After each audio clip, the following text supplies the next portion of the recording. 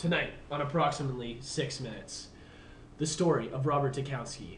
Was proper protocol used, or was there an issue of malpractice? Now, off to our reporter in the field, Matt. Matt, signing off. Now, I'm sure I speak on everyone's behalf when I say airports stink. I mean, they lose our luggage 75% of the time, and if they don't lose their luggage, it only takes them about 3 hours to get those bags from the plane to the baggage carousel. Also, no matter what airport you're at, no matter what time of day, there's always that one baby that just won't stop crying. Newsflash to all you mothers out there with small children at airports. Your child isn't crying because their diaper needs to be changed. Your child is probably crying because they don't want to spend 4 hours on an Air Canada flight with little to no legroom. And then there's security, which the line always takes like 2 to 3 hours to go through. But this may not necessarily be a bad thing.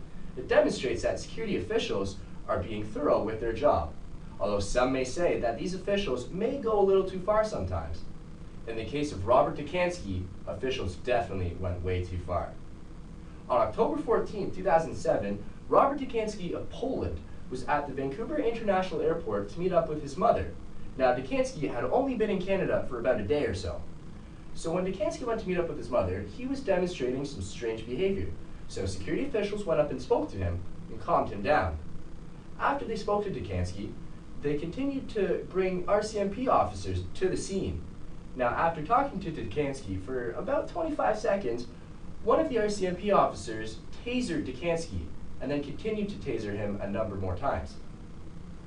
Now, this resulted in the death of Robert Dziekanski.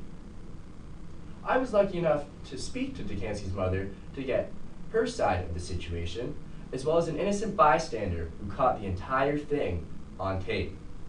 And lastly, I spoke to an RCMP officer to try to learn more about why the officers acted the way they did.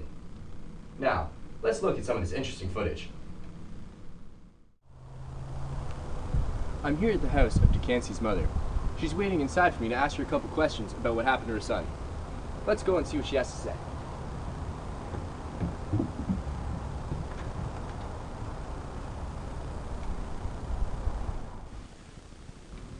Now, I just want to start off saying I am so sorry to hear about what happened to your son.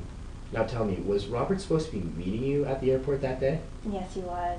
I'd been living in Kamloops for quite a few years, and he had been planning for 7 years to come live with me in Canada. But now those dreams are destroyed. From my understanding, the percentage of taser usage has gone down in BC. Do you think because of the RCMP's efforts to get this percentage down that the officers should be let off the hook? Well, I'm happy to learn that the use of tasers has gone down since the death of my son. But I no longer think that the officers should be criminally charged for what they did, but I do believe that they should face the consequences of their job. Thank you so much for your time. I know this is a very sensitive topic to talk about. After speaking with Dziekanski's mother, I went and spoke to the innocent bystander who caught the entire thing on tape.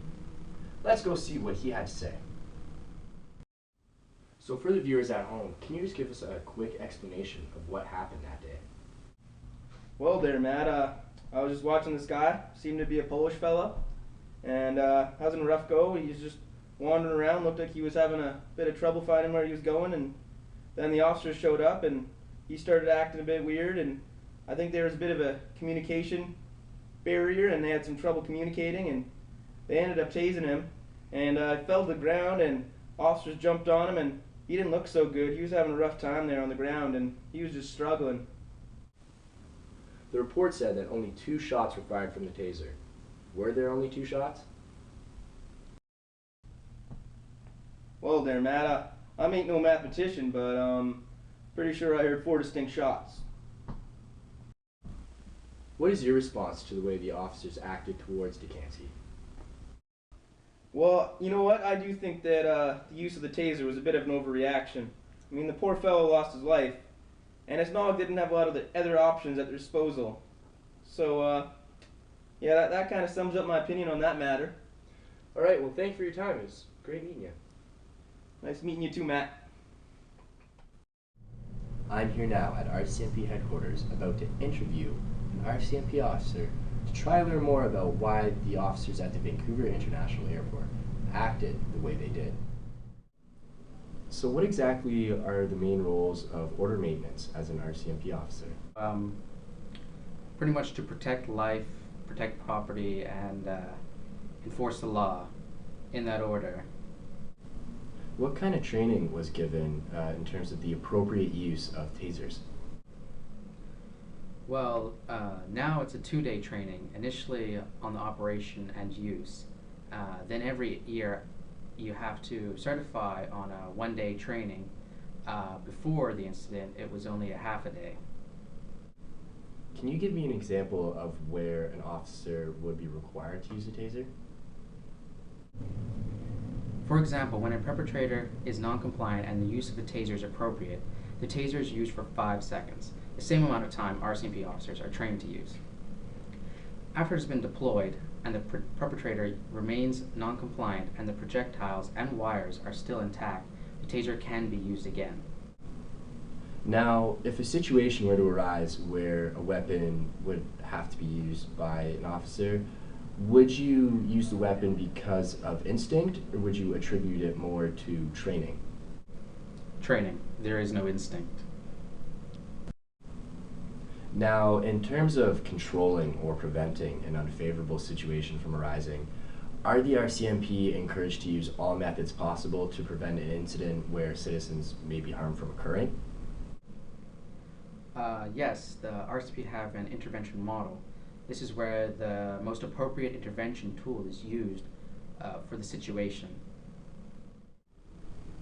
Thank you so much for your time, officer. No problem. Great chatting with you.